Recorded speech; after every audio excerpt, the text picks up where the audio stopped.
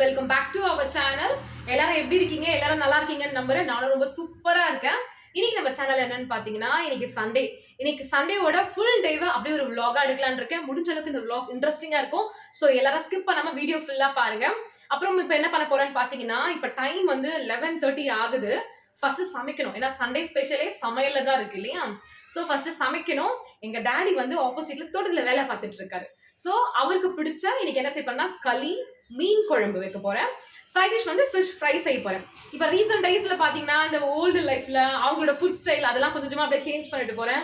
Because ஹெல்த்துக்கு நல்லது. இப்போ ஏகப்பட்ட பிரச்சனை, ஏகப்பட்ட நோய், எது எடுத்தாலும் இது சாப்பிட்டா அது ஆயிடும், அது சாப்பிட்டா இது ஆயிடும், இந்த சுகர் நல்லதுல என்னென்னமோ சொல்றாங்க இல்லையா? ஸோ கொஞ்சமா சேஞ்ச் பண்ணலாம், மொத்தமா மாத்திக்க முடியாது. ஸோ கொஞ்சமா சேஞ்ச் பண்ணிக்கலாம்னு சொல்லிட்டு மெயினா வாழை இலையில இன்னைக்கு சாப்பிட போறோம். ஸோ வாங்க வீடியோக்குள்ள போலாம். நான்வெஜ் இல்லாத சண்டேவை நம்மளால் நினச்சே பார்க்க முடியாது. சண்டே மார்னிங் எழுந்ததுலேருந்தே என்ன நான்வெஜ் வாங்கலாம், என்ன சமைக்கலாம்னே மைண்டு ஓடிக்கிட்டே இருக்கும். இதில் ஒரு பெரிய ப்ராப்ளம் என்னென்னா, நம்ம மீன் செய்யலான்னு சொன்னால் நம்ம ஹஸ்பண்ட் இல்லைனா பசங்க மட்டன் செய்யலான்னு சொல்லுவாங்க. நம்ம சமைக்கிறது கூட சீக்கிரம் சமைச்சிடலாம், பட் இந்த முடிவெடுக்கிறது தான் ரொம்ப கஷ்டமாக இருக்கும். ஒவ்வொரு சண்டேவுமே இதே பிரச்சனை எங்கள் வீட்லேயும் நடக்கும். இன்றைக்கி மீன் குழம்பு தான் வைக்க போகிறேன். மீன் குழம்புக்கு பெரிய மீன் வாங்குறத விட சின்ன மீன் வாங்கி குழம்பு வச்சோன்னா டேஸ்டியாக இருக்கும். ஸோ கிழிச்சு மீன் பார்த்தீங்கன்னா வீட்டுக்கிட்டேயே வந்துச்சு. ஸோ வாங்கிட்டேன். பட் சாரி பாப்பா சின்ன சைஸ் மீன் சாப்பிடவே மாட்டான், முள் அதிகமாக இருக்கும்னு பயப்படுவான். பிகாஸ் சின்ன வயசில் ஒன் டைம் பாப்பாவுக்கு தொண்டையில் முள் மாட்டிக்கிச்சு. ஒரு நைட் ஃபுல்லாகவே ரொம்ப கலட்டா பண்ணிட்டான். அதிலிருந்து மீன் கேட்கவே மாட்டான். நாங்களாம் இப்போ ரீசெண்டாக முள் கம்மியாக இருக்க மீனாக பார்த்து அவளுக்காக வாங்கி கொடுப்போம். இன்றைக்கி கூட எங்கள் அம்மா அவளுக்காகவே வவ்வால் மீன் வாங்கிட்டு வந்து கொடுத்தாங்க. இந்த மீனில் பார்த்தீங்கன்னா முள்ளுலாம் ரொம்ப கம்மியாக தான் இருக்கும், பட் ரொம்ப டேஸ்டியாக இருக்கும். ஸோ டுடே மீன் குழம்பு செஞ்சுட்டு வவ்வால் மீனை ஃப்ரை பண்ணிவிட்டு ராகி மாவில் களி பண்ண போகிறேன்.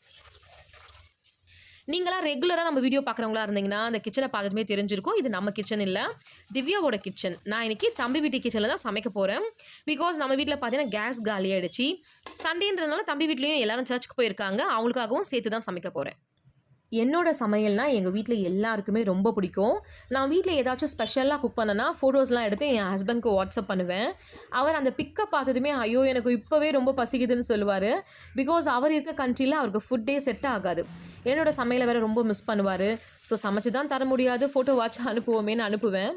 இன்றைக்கி சாதத்தை கையில் தான் வடிக்க போகிறேன். பிகாஸ் எப்போவுமே குக்கரில் வச்சுருவேன். மார்னிங்கில் ஷாரி பாப்பாவை ஸ்கூலுக்கு ரெடி பண்ணுற அவசரத்தில் கையில் வடித்தா லேட் ஆகிடும். குக்கரில் ரைஸ் வச்சுட்டோன்னா டக்குன்னு ரெடி ஆகிடும். பட் இன்றைக்கி எந்த அர்ஜென்ட்டும் இல்லை. இன்றைக்கி சண்டே எவ்வளோ பொறுமையாக வேணாலும் செய்யலாம். மீன் குழம்பு நல்லா கொதிக்க விட்டுட்டு கொஞ்சம் குழம்பு அப்படியே திக்காகிற வரைக்கும் விட்டு ஃபைனலாக மீனை போட்டு ஒரு 2 மினிட்ஸில் ஆஃப் பண்ணிட வேண்டியது தான். இதுவே சங்கரா மீனில் குழம்பு வச்சோம்னா ஃபைனலாக ஒரு 2 டேபிள் ஸ்பூன் பெப்பர் பவுடரை மட்டும் நீங்கள் ஆட் பண்ணி பாருங்கள். செம்ம டேஸ்ட்டாக இருக்கும், ட்ரை பண்ணி பாருங்கள். அடுத்து ஃபிஷ் ஃப்ரைக்கான ஃபிஷ்ஷை நான் ஆல்ரெடி குழம்பு வைக்கிறதுக்கு முன்னாடியே மேரினேட் பண்ணி வச்சுட்டேன். இந்த மாதிரி பண்ணி பாருங்கள், ஃபிஷ் ஃப்ரை கூட செம்ம டேஸ்டியாக இருக்கும். கொஞ்சம் மஞ்சத்தூள், உப்பு, மிளகாய் பொடி, கொஞ்சம் ரெட் சில்லி பவுடர், கொஞ்சமாக கரம் மசாலா பவுடர், கார்ன்ஃப்ளோர் ஒரு 2 டேபிள் ஸ்பூன் ஆட் பண்ணிக்கோங்க. ஃபைனலாக ஒரு 1/2 லெமன் ஜூஸு, தேவைப்பட்டால் உங்களுக்கு ஃபுட் கலர் ஆட் பண்ணிக்கலாம். இது எல்லாத்தையும் நீங்கள் நல்லா மிக்ஸ் பண்ணிவிட்டு ஒரு 15 to 30 மினிட்ஸ் வச்சுட்டு அப்புறமா ஃப்ரை பண்ணி பாருங்கள், ரொம்ப டேஸ்டியாக இருக்கும்.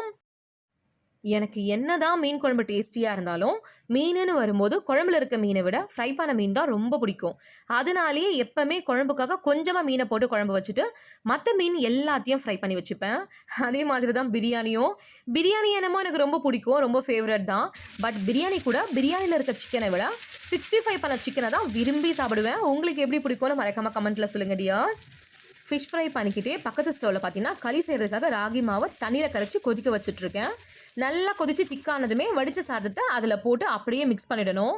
எனக்கு பார்த்தீங்கன்னா ப்ராப்பராக களி எப்படி செய்யணும்லாம் தெரியாது. பட் ராகி களினா அதில் ராகி மாவும் சாதத்தையும் மிக்ஸ் பண்ணி ஒரு கரெக்டான கன்சிஸ்டன்சியில் அதை செய்யணும்னு மட்டும் தெரியும். அதை என் ஸ்டைலில் எப்படியோ செஞ்சுருவேன், பட் சாப்பிட சூப்பராகவே இருக்கும். களியை நம்ம அப்படியே தட்டில் வச்சுக்கிட்டோம் சாப்பிடலாம். பட் எல்லாருமே அதை உருண்டை பிடிச்சி அப்படி வச்சு தான் சாப்பிட்றாங்க, அது ஏன்னு தெரியல. ஆனால் நான் ஊர்லெல்லாம் பார்த்த வரைக்கும் இப்படி தான் சாப்பிடுவாங்க, உருண்டை பிடிச்சி வச்சு தான் சாப்பிடுவாங்க. அதனால நம்மளும் சூடோட சுட உருண்டை பிடிக்கிறோம். பட் கையெல்லாம் ரொம்ப சுடும். ஸோ நீங்கள் பக்கத்தில் ஒரு பவுலில் தண்ணி வச்சுக்கிட்டு அப்பப்போ கையை தண்ணியில் டிப் பண்ணி எடுத்துக்கிட்டிங்கன்னா கொஞ்சம் ஈஸியாக இருக்கும். களியெல்லாம் இப்போ சூப்பராக ரெடி ஆகிடுச்சு, எல்லா சமையலும் முடிஞ்சிருச்சு. இன்றைக்கி பார்த்தீங்கன்னா ஷாரி பாப்பா வாழை இலையில் சாப்பிட்றோன்னு ஆசைப்பட்டா. ஸோ எங்கள் வீட்லேயே வாழை மரமும் இருக்குது. ஸோ டேடி போய் அதை கட் பண்ணிட்டு வந்துட்டாரு. இலையை நல்லா கழுவிட்டு எல்லாருக்கும் வாழை இலை வச்சுக்கிட்டு லஞ்சு சாப்பிட ஆரம்பித்தோம். எல்லாருக்கும் களி வச்சதும் என் டேடி அதில் ப்ராப்பராக ஒரு பள்ளம் தோண்டினார். அதுக்குள்ளே குழம்பு ஊற்றி சாப்பிட்ணுன்னு சொன்னார். உடனே ஷாரி பாப்பாவும் அதே மாதிரி சாப்பிட ஆரம்பித்தான். என் டாடிக்கு களி ரொம்ப பிடிக்கும். வீக்லி ஒன்ஸ் ஆச்சும் எங்கள் அம்மா சின்ன வயசுலேருந்தே செஞ்சு கொடுப்பாங்க. பட் நான் சின்ன வயசில் சாப்பிடவே மாட்டேன். அந்த களியில் குழம்பு ஊற்றி சாப்பிட்ற டேஸ்ட் எனக்கு பிடிக்கவே பிடிக்காது. பட் இப்போ களி நம்ம உடம்புக்கு எவ்வளோ நல்லது, அதோட பெனிஃபிட்ஸ் எல்லாமே தெரிஞ்ச பிறகு நானே சமைச்சு சாப்பிட ஆரம்பிச்சிட்டேன். பட் இப்போ என்னமோ இது ரொம்ப டேஸ்டியாக இருக்க மாதிரியே தெரியுது. அதனாலேயே இப்போ ஷாரி பாப்பாக்கு ஒரு ஃபுட்டு சாப்பிட பிடிக்கலன்னு சொல்லிட்டாலும் அதில் எவ்வளோ பெனிஃபிட்ஸ் இருக்குது, அது எந்த ஆர்கன்ஸ்க்குலாம் நல்லது, இல்லை முடி நல்லா வளரும், அது இதுன்னு சொல்லி அந்த ஃபுட்டு நம்ம உடம்புக்கு எவ்வளோ முக்கியம்னு புரிய வச்சு சாப்பிட வைப்பேன். எல்லாம் தெரிஞ்சுக்கிறதாலேயே அவளும் அந்த ஃபுட்டை அவாய்ட் பண்ணாமல் சாப்பிட்ருவா. நாங்கள் சாப்பிட்டு முடிக்கிறதுக்குள்ளே தம்பி பசங்களும் சர்ச்லேருந்து வந்துட்டாங்க. வாழை இலையை பார்த்ததுமே இதில் தான் சாப்பிடுவோன்னு ஒரே ஆடம். உடனே அவங்க சைஸ்க்கு ஒரு இலையை போட்டு சாப்பிட வச்சாச்சு. எல்லாரும் நல்லா சாப்பிட்டு முடிச்சதும் ஒரு நல்ல தூக்கத்தை போட்டாச்சு.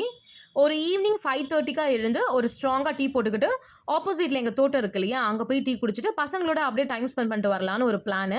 ஸோ டீ போட்டுட்டு இருக்கேன். என் டாடிக்கு ஒரு வில்லேஜ் லைஃப் ஸ்டைலில் வாழணும், விவசாயம் பண்ணணும்னு அவருக்கு சின்ன வயசுலேருந்தே ஆசை.